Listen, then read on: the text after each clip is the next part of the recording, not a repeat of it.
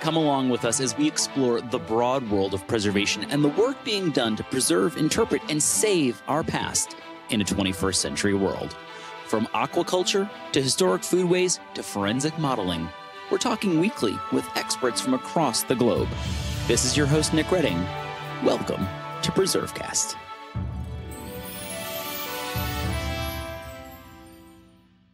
This is Nick Redding. You're listening to PreserveCast, and today we're going to go back in time a little bit where we're going to be talking with a museum professional.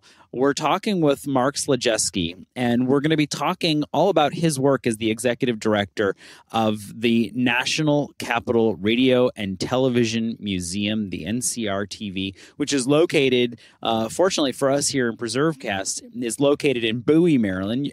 Most people know that PreserveCast is powered by Preservation Maryland. We talk about stories all across the world, but we're going to be talking with Mark, who is a native of Western New York. And we're going to be talking about this really fascinating museum and the work that they're doing to preserve this piece of local and really American history. So before we get there, we love to get to know people, though. And so how does somebody growing up in Western New York end up running the National Capital Radio and Television Museum? What was sort of your path into this line of work? Yeah, of course. And thank you so much, Nicholas, for having me on. I do really appreciate you shining the light on our little museum. But so, like you mentioned, I'm from Buffalo, New York. And so that's where I was born and raised. I was there until about 2019 or so. But kind of my path is kind of been a crazy one, as sometimes you'll hear when people are in the museum business. They never, initially start out as museum people. But I've always had kind of this interest and appreciation for learning about the past and different peoples and stuff. And, I loved going to museums as a child. And when I got to university, I knew I wanted to kind of continue that line of study. So I pursued a degree in anthropology with a focus on actually osteoarchaeology. And so directly out of university, I started working as an elementary school teacher. It was a contracted position, so I was only there for a year. But then after that, I bopped around a bit, trying to find my footing. I worked as an intern in collections. I was a lab assistant doing osteoarchaeology. But ultimately, I shifted into the museum field as an educator at the Buffalo History Museum in Buffalo, New York. I was their program and engagement assistant. And so that's kind of how I got initially involved in the museum field. There I oversaw their volunteer docent program, education, tours, homeschool, stuff like that. And while I was working there, I actually met my now wife. And then we bopped around the country a little bit. We lived in Florida for a touch. We lived in Knoxville, Tennessee. And then after we had bopped around, we kind of decided DC was the area we wanted to live in. So we were looking for jobs here in DC. And Bowie, if you don't know, is, not too far outside of DC. It's, for me living in the districts, it's about like a 25-minute drive. So it's pretty close. And so I was interviewed to become the executive director here at the National Capital Radio Television Museum. And it's a very unique museum, as we'll probably talk about as we continue here. And it was really kind of a good fit for me and my past experience. And that's kind of how I got to NCRTV. So my background is not, in radios and television. I'm more of a museum educator. A museum educator and administrator. So yeah, it's and like most paths into preservation and museum work, it was circuitous. So which is interesting. And so you land at this museum. Talk to us about what this museum is, because it is unique, but let's talk about the founding of it. How does this thing get created, and what and where is it today? Yeah. So the National Capital Radio and Television Museum does radio and television. Our mission is to educate about the impact of electronic media. And we do that by using these beautiful old radios. And so we collect radios, all throughout history. It starts with spark gap radios in the early 1900s through, up until the 80s and 90s. And so we have a lot of beautiful artifacts that are in our collection because, in today's modern world, radios, the only radio I personally own is, in my car. But, before television, before the internet, these radios were, centerpieces in the home. So they were built beautifully to look like furniture, to be pieces of art. So a lot of them are beautiful. And so that's kind of part of the history that we showcase. It's not just, the stuff that, you have in your car. It's not just the television that's mounted on your wall in this, big, 42-inch plasma screen TV. There's a lot of steps that it took to get there and a lot of really beautiful pieces. And so the museum itself started as an offshoot of the Mid-Atlantic Antique Radio Club, which was founded in the 80s. And there was several individuals who were part of Mark, as it's called, who were interested in sharing their love of radios with the greater community. And so they had started I guess committee would be the best word for it, to create the Radio and Television Museum. And so that started in 1993. And initially it was very nebulous. They were doing pop-up exhibits with universities. They were at the National Portrait Gallery for something. And then in 1999 is when they officially got their home, which is where we are still today. And that's the Harmel House, which is in Bowie, Maryland. And that is maintained by the city of Bowie for us. So they handle a lot of our, facilities issues that we have, which is a great boon for us as an organization. And, we just recently celebrated our 25th anniversary this past summer. So we've really been we're really a pretty new museum, for all intents and purposes. But yeah, we kind of showcase the rich history of radio and television, and we have a lot of stuff about, electronic media, news stuff, all that kind of falls under our umbrella. So why Bowie? That's a good question. So the Mid-Atlantic Antique Radio Club was based in Davidsonville, Maryland. So it was just, a bunch of guys who wanted to, guys and gals who wanted to, showcase and get together and talk about these antique radios that they repair and work and stuff like that. And it just so happens that Davidsonville was their meeting place. And if you don't know, Davidsonville is only, a couple of miles from Bowie. And so when the members of Mark were looking for a permanent home for their collection and for their museum, they looked pretty close to home for them. And so they got in with the city of Bowie, learned about this historic farmhouse from 1901 that the city was looking to do something with, and petitioned, and here we are. And there you are. So how big is the collection? And if someone were to come and visit, what kind of experience would they have? Yeah, so the collection is pretty large. We have quite a few radios that span several storage areas. As a small museum, it's always interesting. We don't have one big warehouse that hosts everything. We have a warehouse. We have a couple of rooms here and there. We rent storage space. So we have a pretty significant collection that is actually a lot larger when you take into account all of our, paper. So we maintain a pretty extensive paper collection, things like manuals for radios, old magazines, advertisements, stuff like that.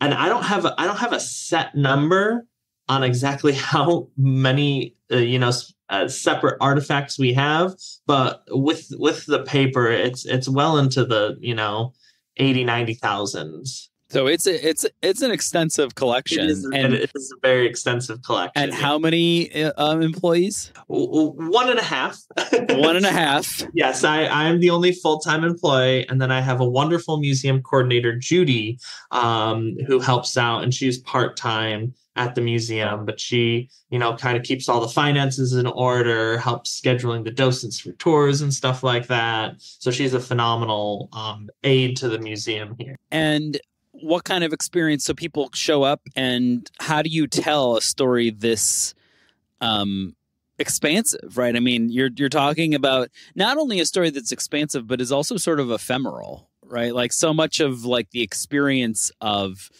I don't know, watching local news is watching local news, right? I mean, it's, and so how do you tell that story?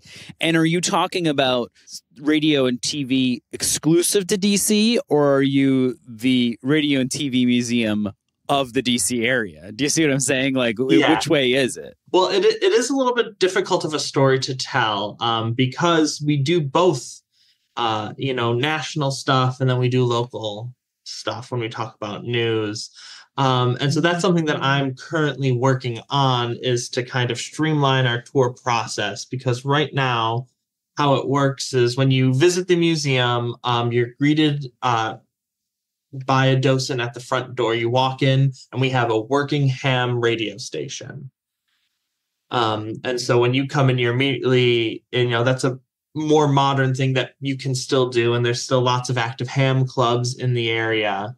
And so, you're led on a tour through our galleries by a docent. We currently always do guided tours. And the tour itself varies from docent to docent, but for the most part, they talk about, the changing of technology, and how we go from these big cabinet radios to the small pocket-sized radios that we have today, and how that technology has changed throughout time and how it's impacted culture. So even, everybody has a cell phone these days. Well, the technology that made the cell phone possible is also the steps that radio went through until the modern day. Wi-Fi, cell phones, the internet, it's all kind of based off of technology that was really kickstarted by the radio industry and bringing, news and entertainment into the homes of everyday people. And so to kind of wrap that all up, a tour through the museum kind of touches on multiple aspects of this. It touches on the technology side, it touches on the cultural side, and the impact of these in individual homes. And is it a multi-sensory experience? Do you hear it? Do you see it? Do you how do you get to experience it that way? Of course, we do both audio and visual. And so it's really wonderful. We have some pieces that play period accurate music on them, so you can hear what it would sound like exactly as somebody who was listening to it back in, the 1930s. And one of the really unique things that we do at the museum is that we have people who restore and repair these old radios and these old televisions. And so while not necessarily they will have their original components, they will have period correct components. And so when we're playing items, when we're playing music in one of our galleries on one of our, 1932 cabinet radios, it's using 1932 speakers, 1932, components to bring that sound to you. So it's a really unique experience. Television as well. We have a few televisions that do work. Currently, a lot of our visual stuff that we play through is on a more modern TV, just because, some of these early televisions, their viewing screen is only, 7 to 10 inches. And when you're looking at a gallery space, that's a little tough to get a group of people around. But we do also, make models of like a scanning disc television, for example, which is one of the earliest form of televisions. We have one that, a model that works so people could see what it looks like next to an actual scanning disc television in its cabinet. So we tried to kind of connect everything together to how people would have actually experienced, television and radio at the time that these machines were in people's homes. So is it, and it sounds like it's more about the technology than the broadcasts themselves, but do you have copies of like famous broadcasts in that people should listen to? Like, is there like, or ones that are exciting? Like, how do you deal with that sort of more ephemeral piece? So we do have some in our collection. A number of years ago, we kind of made a handshake agreement with the Library of American Broadcasting, which is based in the University of Maryland. And so when we get, discs and stuff, we actually send that to them. We do have some stuff that is in our collection that we can then showcase to the public here and there. But for the most part, like you said, we do tend to focus on more of the physical radios and television. And that's something that when I was brought in about 8 months ago, the board of directors wants me to kind of take a look at and see how we're actually meeting our mission and what that might change in terms of our collection policy. But right now, a lot of our focus is on the physical radios and television. It's interesting. And so talk about exhibits. So like, do you have temporary exhibits, and do you have one that's up right now that people should come and check out, or one's coming? Like, what kind of like temporary pop-up exhibits do you do? Yeah, so we do have a rotating gallery. Currently, we have our 25th anniversary exhibit, which is a retrospective celebration of the museum's history and showcases some of our more unique artifacts. And that was something that I had put into place this past August, and it will be up for about a year. And then we are going to be working on an exhibition in conjunction with the Armed Forces Network. And that will be opening sometime in this upcoming summer. I don't have an exact date yet, but yeah. And so for people who want to visit, what's the best way to do that? When are you guys open? How do you get there? What will you find when you get there? Yeah. So we are open Friday, Saturday, and Sunday. Friday from 9 to 4, and then Saturday and Sunday from noon to 4. We are open by appointment also. That will just have to be something that is coordinated through the office here. So we can do a tour on like Monday, or I guess Monday through Thursday for like school groups and stuff like that. And we do charge admission. It is $7 for an adult, $5 for seniors, students, and Bowie residents. We do, obviously, if you're a member of the museum, you get in for free. But also, as a member of museum, you get to,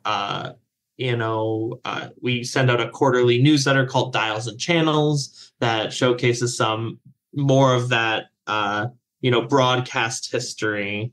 Since it's not something we do necessarily a ton in our actual galleries, that's kind of how we touch upon that broadcast history. And then, of course, if you're a member, we have a pretty extensive online collection that you can access through our membership portal. So that's where a lot of those old programs and stuff are available for people to use and to view, as well as old dials and channels. And we do an online lecture series where we have individuals talk in kind of a more informal setting about the history of, recently we did the history of I Love Lucy, and we did one about, how radio and opera.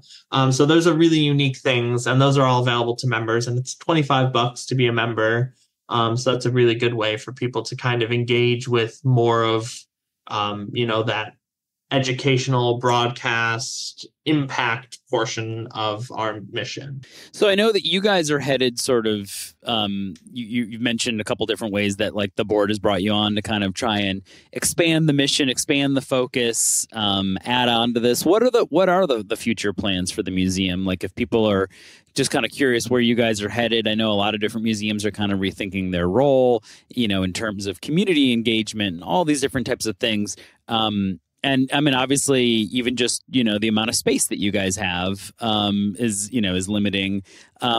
What's the future for this museum hold?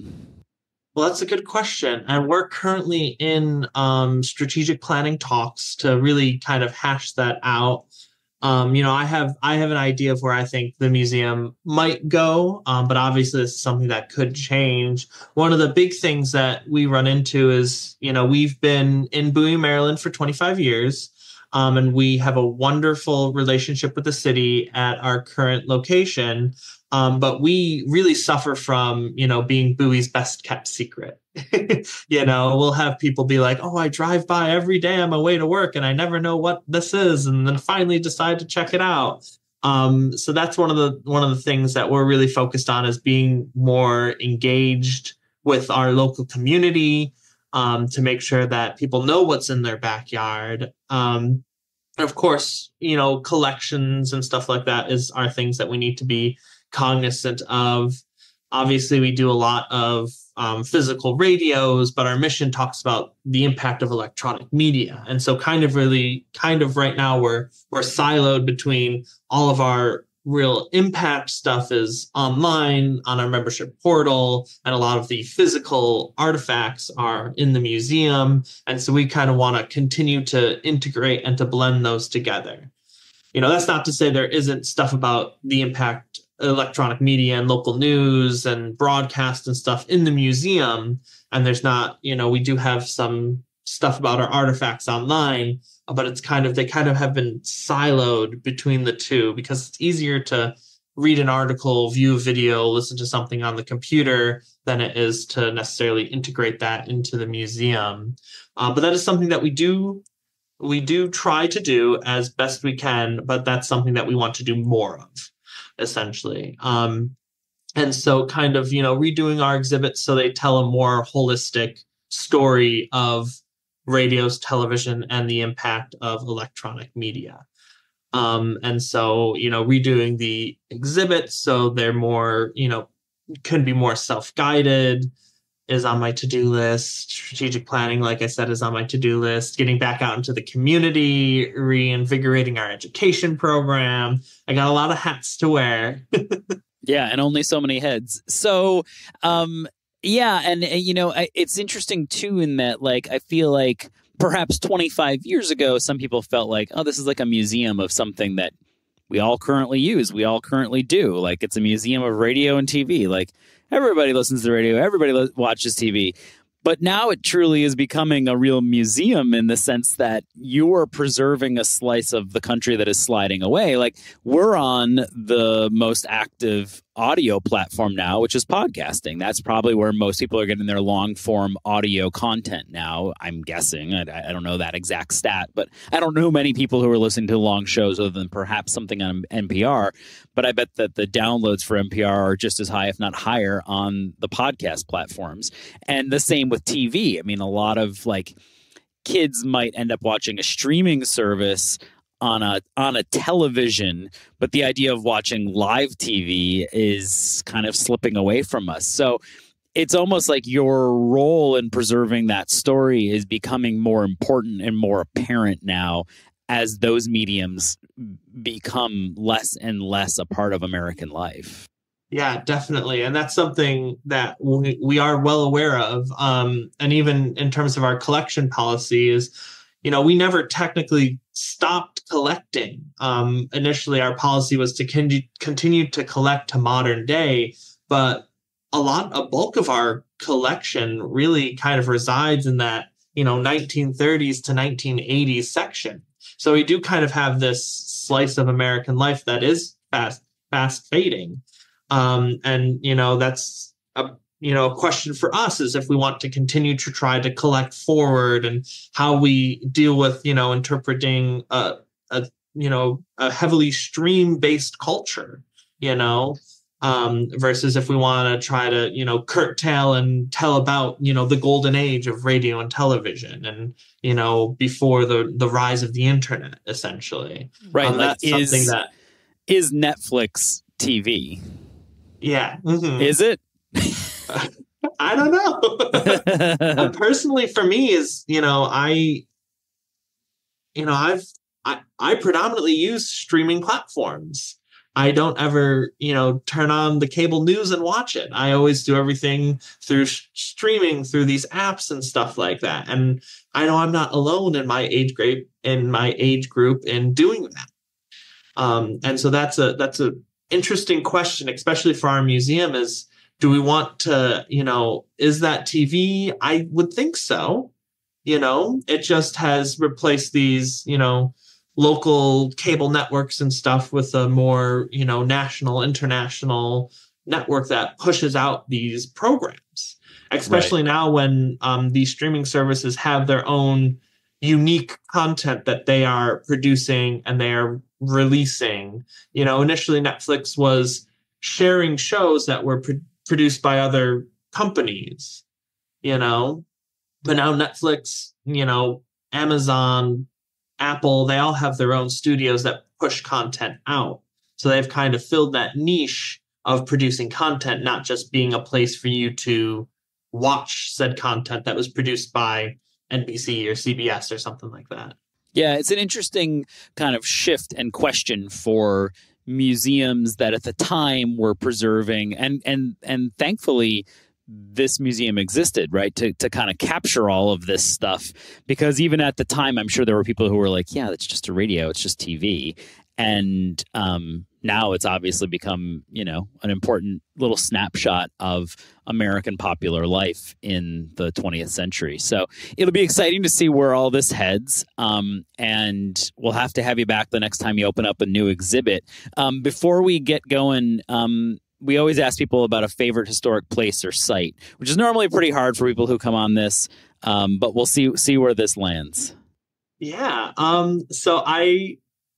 That's a good question. And it's gonna be a little cliche, but I guess we could maybe chalk it up to me living in like the DC area for less than a year. But I'm gonna have to say the National Mall.